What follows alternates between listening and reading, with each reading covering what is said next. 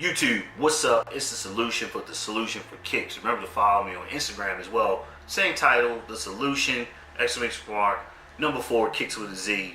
Get into it. I'm still uploading kicks. I just uploaded, I think, like 8 or 10 this weekend. But we're gonna do something different today. Y'all heard my rant about the sitting thing and how I'm tired of it, so we're gonna do something different. I'm an avid reader. I read everything. If I get my hands on it, it's interesting to me, I'm going to read. I am not a quick blurb. No, I like sitting still and reading a book. So we're gonna talk about some of the things I've read about and some of these items, the literature. Some of these items capture the literary history of the sneaker culture. And there's been several magazines, books, you name it, about Michael Jordan, who is the greatest basketball player ever. Don't debate it. The greatest ever. So I have 3 magazines that I've purchased over the years. This one I just purchased today. This is Slam. Every year they do a magazine about the top kicks, and this is pretty dope. I don't want to really blow it too much, but you'll be surprised by the sneakers that they rank in their top 20. And I'm not laughing because I'm like, oh man, those shouldn't be in there. But it makes sense when you look at it. And I'm not going to debate these guys with it because I was around for a lot of these sneakers. I was like, man, I forgot about those. So just to kind of give you a preview, they have the N1 Tai Chis on here, which are coming back. They're doing a 25-year release on the N1s. And you're like, for what? I can get those from Walmart. But a lot of big name players wore N1s. And N1s were popping in the late 90s and early 2000s. Shoot, that basketball tournament was crazy. Those Record Park guys, and when they were touring around doing the show. Also, Dada Supreme, San Antonio. Do not front like you don't know what Dada Supreme is, because you guys were wearing those out here in 2000. And this book confirms that y'all were rocking the Spreewells. Yeah, Latrell Sprewell had a sneaker from Dada Supreme with a rim on it. So Slam presents Kicks, the 20 greatest basketball sneakers of all time. And yes, this is number 1. They let you know the 14 is the Jordan 14 is the greatest basketball sneaker of all time. You see him right there taking the shot. No Byron Russell. I'm not going to blow that for you, but do check that out if you do so, please. The next one I'm going to talk about, I'm going to do this in order, is Newsweek. Newsweek did an excellent magazine on the greats. Michael Jordan, the greatest basketball player of all time, and it talks about some of his iconic moments. And the reason I got it is there were things in here that I didn't realize about Mike.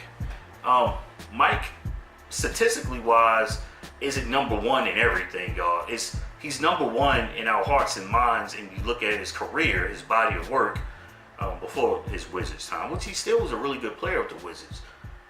He just stole people's heart. His dominance, his key moments in the game, you knew the ball was going. There was no passing off. And you know what I'm talking about. He took over games. He stole your soul. He played with your head. So that being a tactician, a strategist, a psychological acumen on the court, his psychological acumen on the court was unbelievable.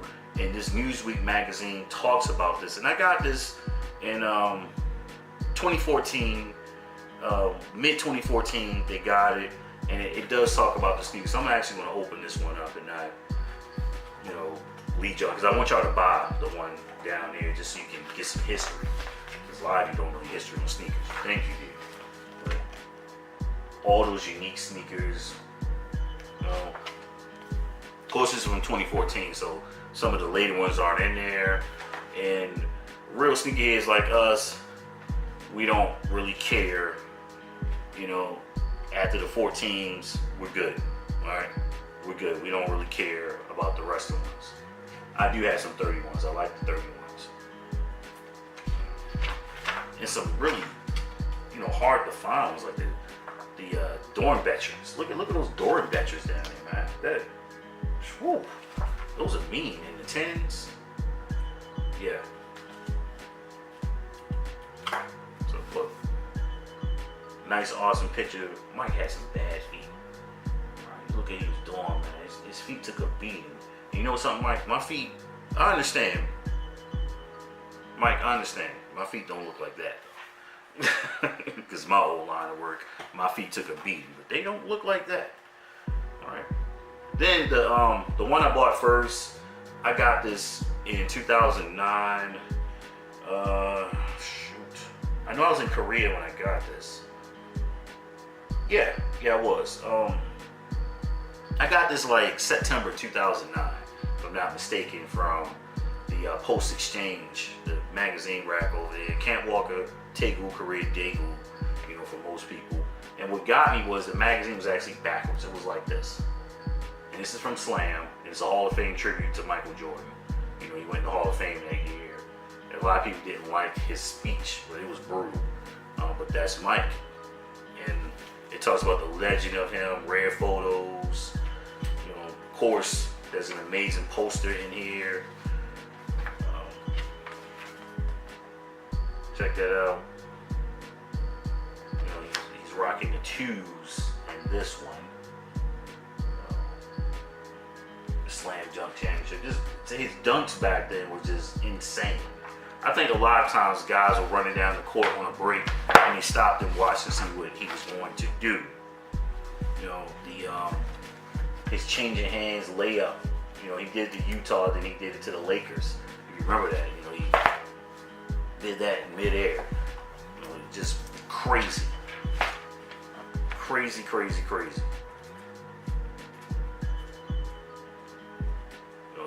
You know, just